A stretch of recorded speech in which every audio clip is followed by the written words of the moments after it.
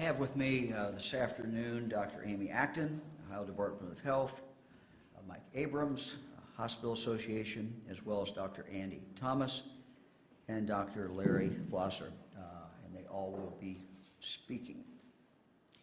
Thank you all for joining us this Saturday afternoon. We're here today to update people in the state of Ohio, and specifically to talk about our statewide testing process for COVID-19. While the situation certainly remains fluid, we have a plan, and we are implementing that plan now. Certainly the safety and well-being of all Ohioans is our most important consideration.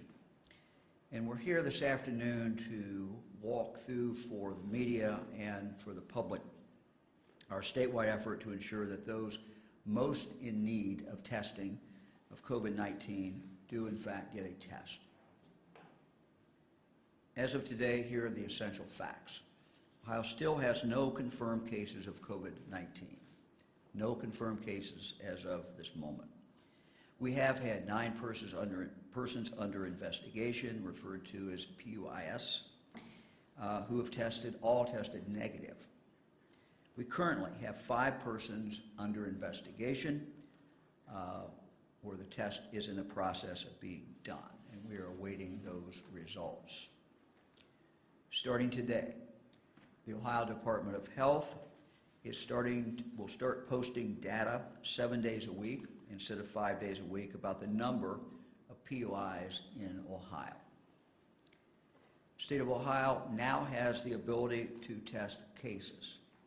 The Ohio Department of Health has started testing, and we expect to get results within the next 24 hours. The turnaround time we expect generally from the Ohio Department of Health will be 8 to 24 hours when those tests are done.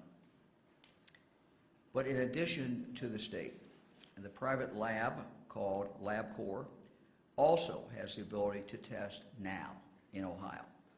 And the private lab Quest Diagnostics is expected to be able to test as of Monday. Further, we would expect some hospitals to be able to do testing within approximately 2 weeks. What is important here is this: regardless of whether the Ohio Department of Health or a private lab or in the future a hospital does the test, the results will go back to the Ohio Department of Health. They will maintain the data to best track the possible community spread of the disease. The Ohio Department of Health does have a limited number of tests, between 300 to 400 people, the ability to test between 300 to 400 people. The private labs also, of course, will be able to increase that number of those who can be tested, and again, in a few weeks, we will have some of the hospitals in Ohio who will also be able to add to that capacity. We are making the most out of what we have to best maximize our testing ability through our plan to prioritize who gets tested. Dr. Acton and our Ohio Department of Health are working closely, and I want to emphasize this because this is a health system in the state. They're working very closely with local public health officials, working closely with hospitals, with primary care doctors, and nurses and nursing homes, and a system-wide effort to maximize our ability to test Ohioans. Should Ohio have confirmed cases of COVID-19, our plan addresses the sickest and most at risk, as well as people who are less sick and not needing hospitalization. Let me now turn it over to Dr. Acton, who will speak in more detail about our statewide plan. After that, we will hear from Mike Abrams and from Dr. Andy Thomas and from Dr. Larry Blosser. Thank you, Governor. Good afternoon, everyone. I appreciate you coming together on such short notice. We know, once again, that there's a lot of fear, a lot of confusion out there, so we thought if we shared with you a little bit more about the testing process and what we know now, It might help your viewers, the people out there watching this, have a better understanding. So the truth is there is a limited amount of testing we can do right away. That amount is going to grow every day, so our capacity will build. But in the beginning, we really must prioritize those that are most sick. The good news is our lab is up and running now, Ohio Department of Health's lab. And what is also different in Ohio is, in part of our preparation, we really went out of our way to make a lot of connections with our health systems and with our primary care docs. And today, we are releasing a lot of guidance through our networks that we built in planning for this. So we are all working together to maximize the resources for Ohioans. And the doctors will be sharing more with you about that. So the good news also is that all of the lab test results do come to ODH immediately. This is a Class A reportable disease, and so we will be seeing all those results and being able to take responses as a state very strategically. So we're taking in Ohio a three-pronged approach. First of all, we are going to prioritize those at highest risk for having consequences of this disease. As I said all along, most people, over 80% in the science we have now, will be able to stay at home, and believe me, we want people to stay at home if they're sick with this, just like they would with the flu. So we're really going to prioritize the elderly, people who have pre-existing health conditions, those who are immunocompromised, and actually our healthcare workers. As you've seen in other states, healthcare workers, sometimes our frontline workers like EMS and fire, are first out on the lines and exposed, so they will be prioritized. Those tests will be directed to the Ohio Department of Health because we have the capacity to turn those around the most quickly. But then there will be a second group, and that second group is the rest of us. And if we get sick with this, and as the doctors will explain to you more, we will want to call our doctor or use our telemedicine or call our nurse helpline and talk to them about what we're experiencing. And then you will engage with your doctor as an outpatient, and they will do a thorough examination, and then they will probably want to rule out things that are more common, like the flu and the other respiratory things we see. And then, only with a provider's order, and those providers, as we know, are nurse practitioners and physician assistants and doctors, they will then make an order for a test. So that test has to be with a doctor's order. It's not available just ubiquitously. And then those tests, whether they go to those private labs, LabCorp, Quest right now, more are coming online every day. Soon, in 2 weeks, hospitals might be able to do more of that in-house. Whether it's done privately or whether it's sent to my lab, we'll gather all those results and we'll make our strategy. So the other thing, the third part of the prong, is what I'm going to call Sentinel Surveillance, which means we're going to try to get, in this early stage, a sense of community spread. While we have no cases, and we do have some PUIs pending, we do know most likely from what we're seeing in other states that there is community spread in our country. So we are going to be doing something that epidemiologists do. We have something called a network about influenza-like illnesses, and it's a federally funded program where we look at some of our flu data that's out there, and we're going to do some sort of looking for clusters, unexpected clusters of things that test negative for the flu. It's sort of a complicated process, but it's our way of trying to see if there's community spread. So this is a very well thought out plan. I'm very proud of our state. I'm proud of our epidemiologists because, as you know, in this situation, we're sort of having to create a process that doesn't really exist. And so I feel our state is very well prepared and is being very strategic by having this three-pronged approach. And so local health departments are working from this playbook, hospitals, nursing homes. We're giving guidance as we speak to our primary care doctors, going out through all our networks. So we're really going to guide folks. But for those of you at home, I want to give you two resources, and also our providers out there, because I know, again, a lot of providers are wondering what to do. In addition to the mailings and the emails you'll be getting, always go to one place for your information in Ohio. It is coronavirus.ohio.gov. And we have also stood up a call center, just started yesterday, a call center where anyone can call in with their questions and that number is 833-4, So 833-4-ASK-ODH. And again, I know there's so much fear and so much confusion.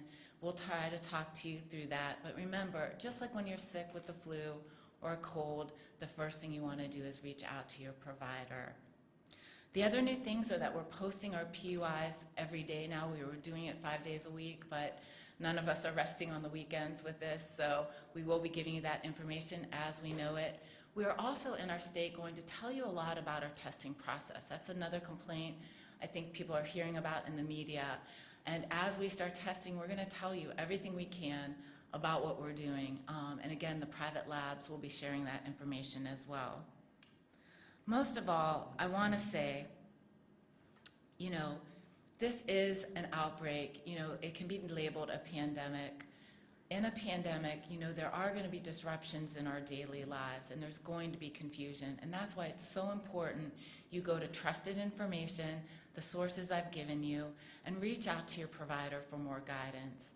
And we will guide you through this process with everything we know as we know it. And at that, I'll take questions later, but I'd like to allow you to talk to Mike Abrams, who is the CEO of the Ohio Hospital Association. Thank you, Dr. Acton.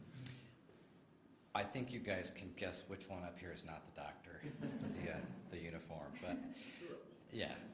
I've been involved in some situations like this across a couple states in my career, and I want to say that I don't think I've ever seen a better example of strong, measured, and competent leadership than what our state government is exhibiting here in Ohio. When this came up, the governor called us immediately and assembled what we quickly began to refer to as the dream team of experts. And this team communicates very, very regularly. It feels like constantly. He's established a set of people with national reputations, not only in infectious disease, but also operational expertise and deep government experience. Hospitals across Ohio are going to be considering strategies to manage lots of issues, including possible surges in patients, supply chain issues, staffing issues. There are lots and lots of things that hospitals are working every day to kind of prepare for. When healthcare gets interesting from a public health standpoint, there are always lots and lots of oars in the water. And that's the case with this as well. And part of our job is to make sure that all of those oars are rowing in the same direction in concert. And that will result from constant attention by trusted leaders. There are 255,000 people in Ohio who work directly for their community hospital, and the Ohio Hospital Association, in partnership with our 236 hospitals, we're working tirelessly to make sure that everyone feels well communicated with and that they understand the strategies that Dr. Acton has described for you. Every state will have limited resources to deal with this situation. We have a solid plan to optimize the use of those resources, and we can have confidence in that plan because of the experts who I mentioned earlier who have informed the components of that strategy. As you can imagine, I'm in regular communication with my counterparts throughout the country, hospital association presidents in every state on this issue. And as I said, all of them have resource allocation challenges, but I don't think anyone is coordinating the situation any better than we're coordinating it in Ohio. So, Governor, thank you, and Dr. Acton for your leadership on this.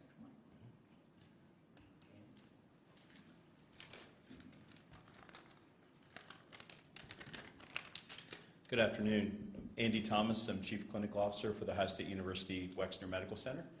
Just want to take a moment to echo the comments of Dr. Acton and Mike Abrams. I think the plan that's being put together in the state of Ohio with regard to testing will be a big step forward to both help patients as well as hospitals and providers know the exact steps that they need to do to help patients find out whether they have COVID-19. The increase in testing capacity, both within the ODH and currently within commercial laboratories, is a huge step forward. And over the next 2 to 3 weeks, multiple hospitals across the state will be standing up the ability to complete those tests at their facility. The difference in this progression over time is we've been able to do swabs at the local level, but in the past we've had to send them through ODH to Atlanta to be tested. And as many of you have heard, the turnaround time for that has been days, on a matter of days, if not number of days. Now that the test can be done in the state for the sickest patients, that turnaround time will be significantly shorter, within a day, as you've heard. Even through the commercial labs, we think at this point it will be a couple of days for a turnaround time for those tests for less sick patients. As hospitals bring this testing online within their facilities, that turnaround time could be as short as 4 hours, or in many cases even shorter. The ability to find out sooner that you have this is a benefit to that patient, a benefit to the providers caring for them, and for the patient's families. One of our goals in being here today, both I'm a primary care physician myself as well as a hospital leader, is to make sure we're getting the message out to the healthcare community, physicians, advanced practice nurses, physician assistants, who are on the front line when patients start calling the office on Monday asking about testing. So our goal is to make sure that those frontline providers know what to do. First and foremost, we need to be making sure that they know how to screen patients to see who is at highest risk. In the past, we've been able to use international travel and exposure to a confirmed patient as one of those risk factors, where now that there is spread within the United States, that international travel is less valuable as a screening tool. So you can certainly use domestic travel for that. And then also obviously screening for symptoms. Fever specifically is very important in diagnosing the disease, but also cough, shortness of breath, and some other symptoms that patients can develop. So if you have a patient who has a travel or exposure history and symptoms, or even with community spread now, just symptoms, the best step is to make sure the first thing you do as the patient even walks into the office is put a mask on the patient, just a routine surgical mask. If there's one thing you can remember, if a patient calls your office and has a cough, you need to be prepared if that patient's coming in that day to put a mask on them immediately and get them into a private room. Then you can work either with your local hospital, your local health department to determine the best next step for testing. If that patient is severely ill, they should be sent to the emergency department locally to be managed. If that patient has mild or moderate symptoms, as Dr. Acton mentioned, 80% of the patients with this condition are going to be sent home. Those patients most likely can either be tested in that doctor's office if they have the appropriate personal protective equipment to be able to get the swabs, or they can be sent either to the local hospital or to the local health department for that testing. But you need to coordinate that with the local providers. You don't want to be sending patients just to the ER to be assessed without talking to someone ahead of time to know that the patient's coming. So the other thing I will emphasize is Dr. Acton mentioned, there is a requirement that there be a provider's order to have the testing done. So for patients in the community, this isn't something you can just walk up to a lab and ask to be tested. You have to be evaluated by a physician, either over the phone, through telemedicine, or in person, a physician, advanced practice nurse, or a physician assistant to get an order to be tested. So we think with the coordination really being done by the Ohio Department of Health through our hospitals, our local health departments, and our physician practices, we think we have a solid plan to move forward over the next few weeks as our testing capacity increases, so that we can make sure that we're doing our best to protect the citizens and our patients for the state of Ohio. Thank you. Afternoon, Dr. Larry Blosser. I'm the outpatient medical director for Central Ohio Primary Care Physicians, and I'm a primary care physician by training. I think you've heard a lot of what I would tell you as well, but I'd like to highlight a couple of things. I'm very thankful that the governor and the Ohio Department of Health are as engaged as they are. As a primary care physician, kind of on the front line, the lack of information can be a scary thing.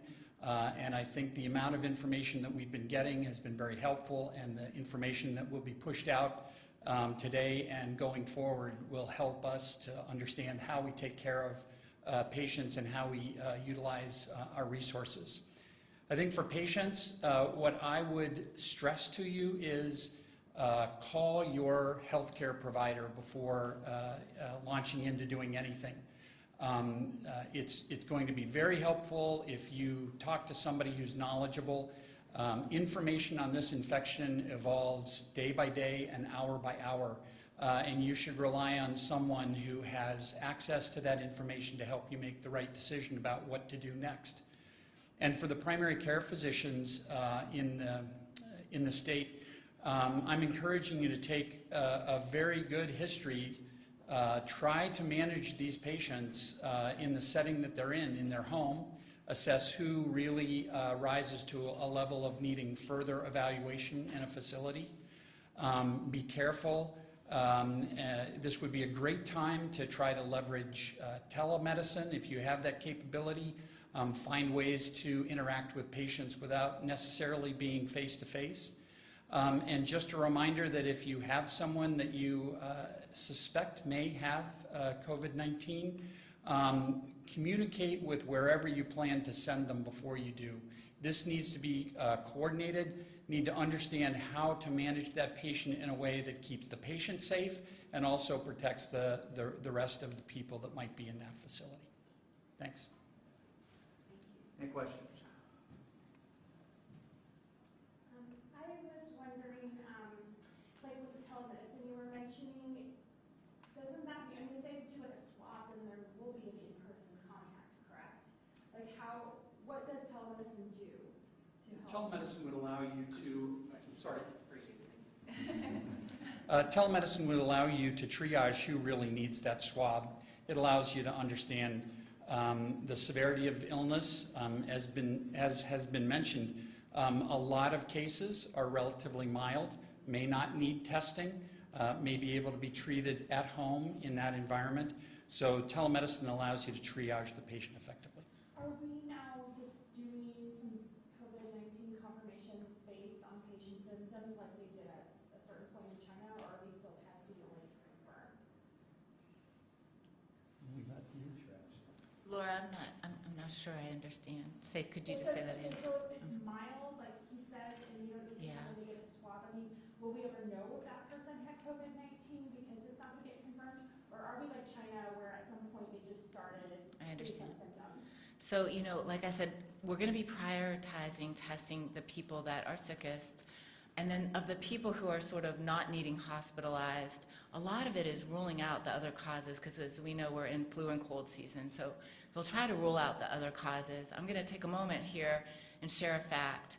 Coronavirus is a cause of the common cold. It's a different type of coronavirus that we're after here. So there's a whole grouping of coronaviruses. And I know there have been some people scared out there. They get a respiratory panel and you see the word coronavirus. And that's why it's so important. A doctor kind of interprets your test results with you because it's a it's a certain grouping within the coronaviruses. It is this specific new novel virus. And so there is a little confusion out there, and we have some information on our website about that. But, you're going to see this gradually. We've talked a lot about the pandemic and how this spreads. Eventually this will spread in the community. And eventually it might be something that gets tested for the same way as flu every season and be part of a respiratory panel.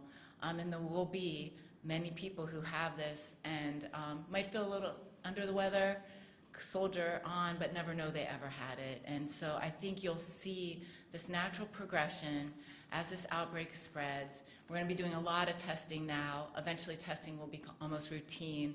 We at ODH won't do it. We don't do flu testing.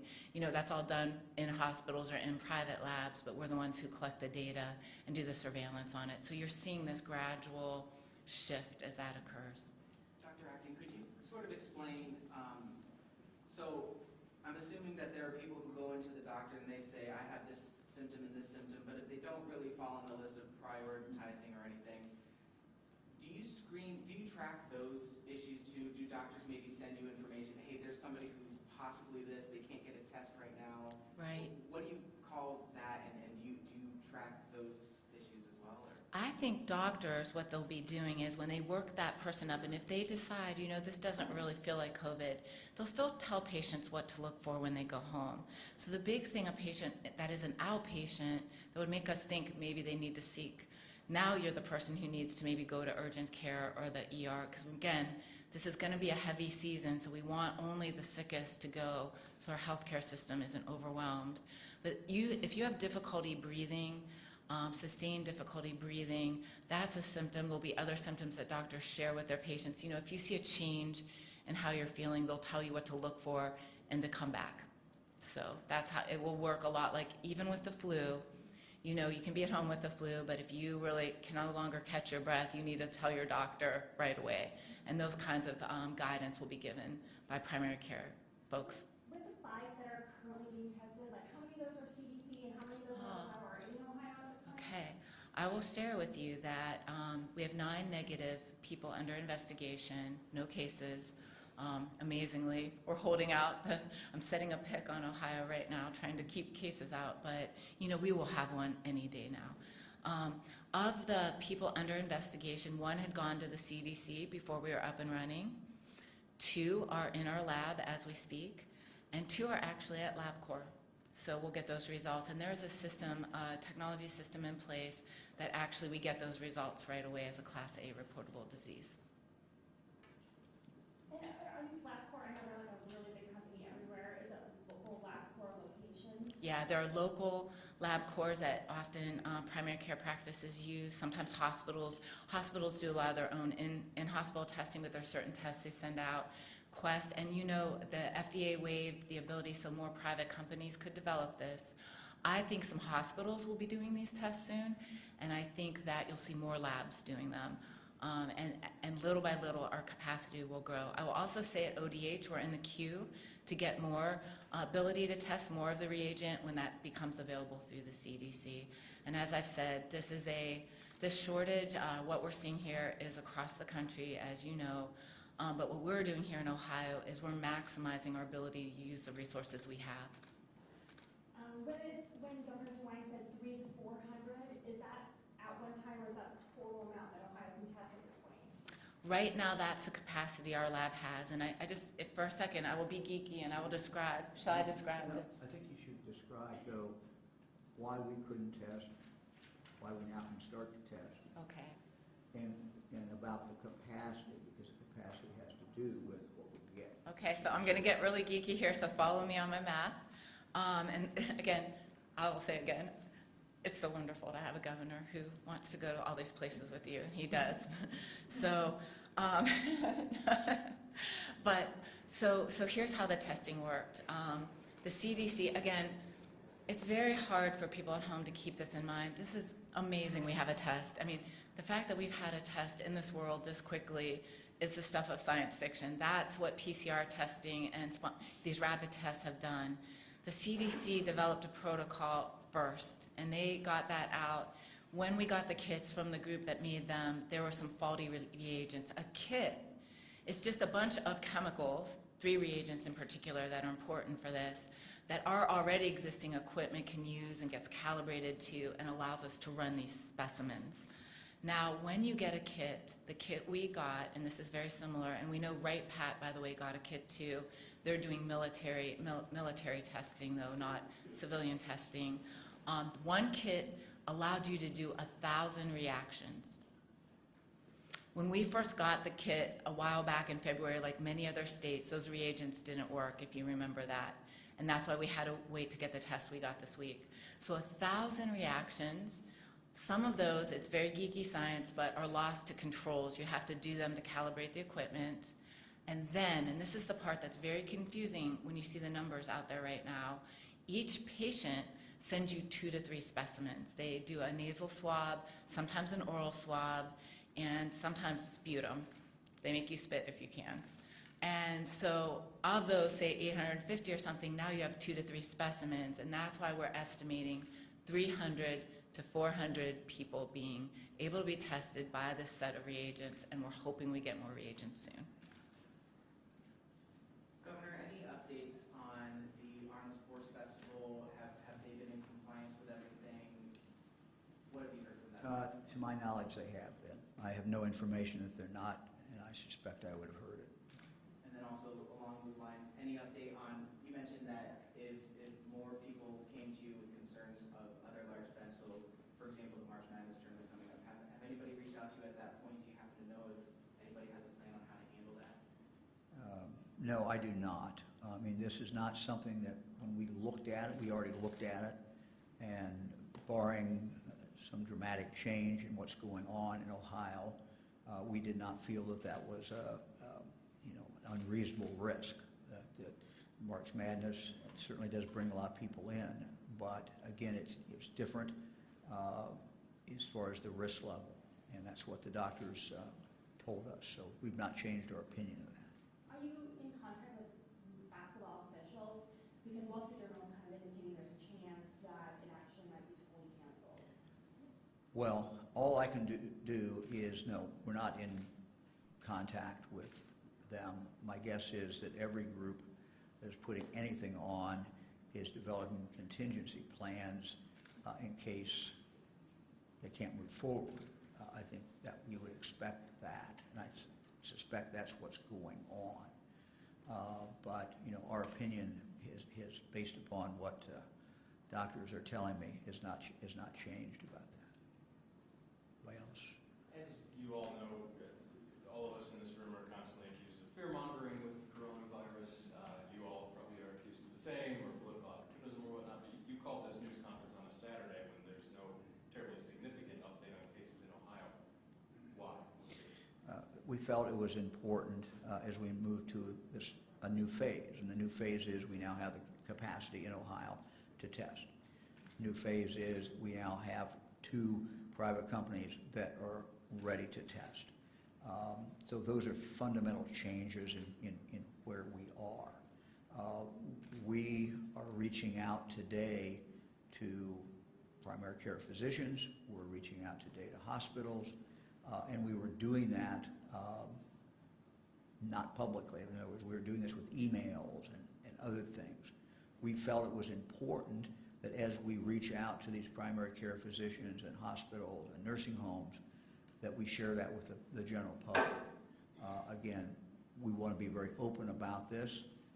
We made a decision to have this press availability, press conference, just to do that. No, there was no huge news, but I think the news, you decide what the news is. That's not my job. I've been around long enough. But what's the important is we have a plan. And we want to make that clear to the people in Ohio. There is a plan.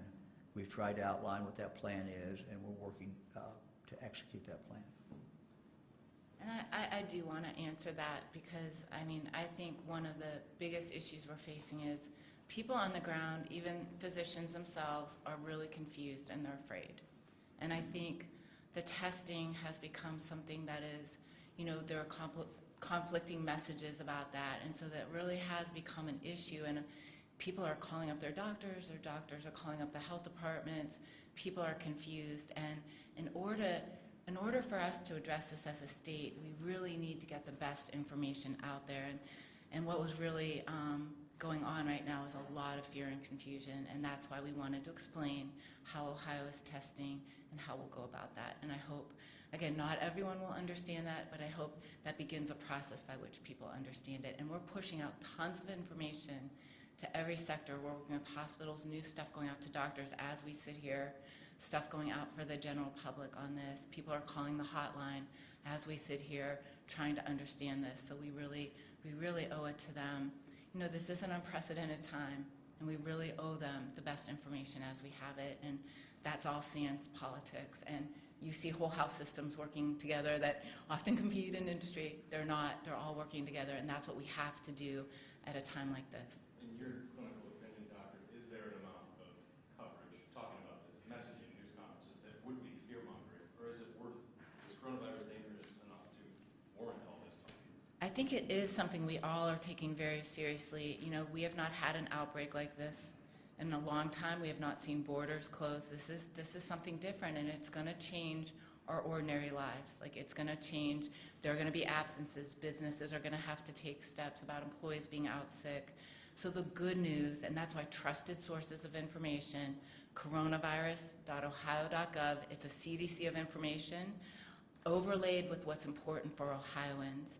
And that's why the 833-4-ASK-ODH.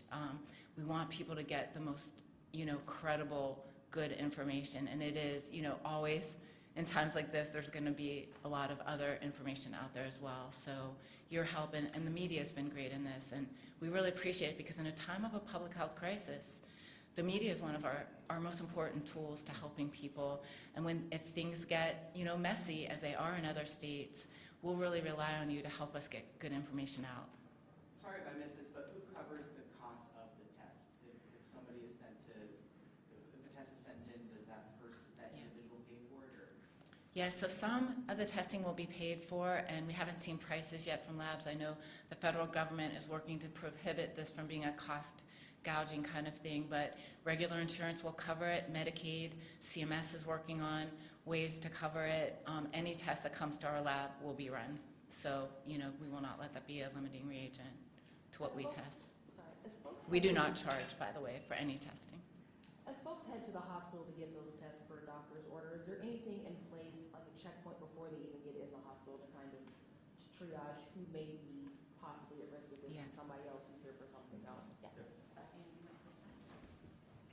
So every hospital has their own process and policy based on their facility and how that facility is set up. As I mentioned before, one of the best first steps you can do if you're the provider sending a patient to the emergency department is to call ahead.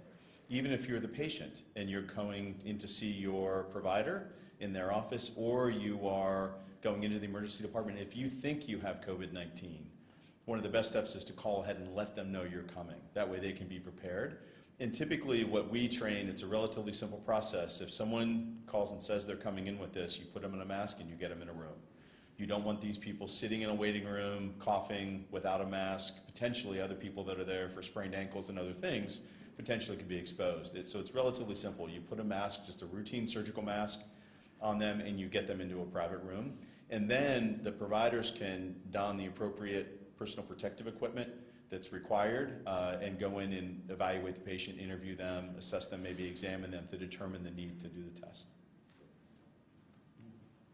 Anybody else? With the lab workers, are they mostly 7-day-a-week people, or are they having to do special because of this situation? Our lab is geared up with 2 shifts, working most hours of the day, and our folks have been working 24/7 pretty much since this began. And I think on your first question, the hospitals will be, you'll see this evolving. I think in the coming week, you'll see guidance from nursing homes. Each system will be trying to limit visitors and doing different things as this evolves to limit the spread of disease. So once again, stay tuned because it's evolving and we'll keep you up to date. Thank you all very much. There's a wedding at 4 o'clock in the rotunda. I just wanted to let you know so we can be kind of quiet on our behalf.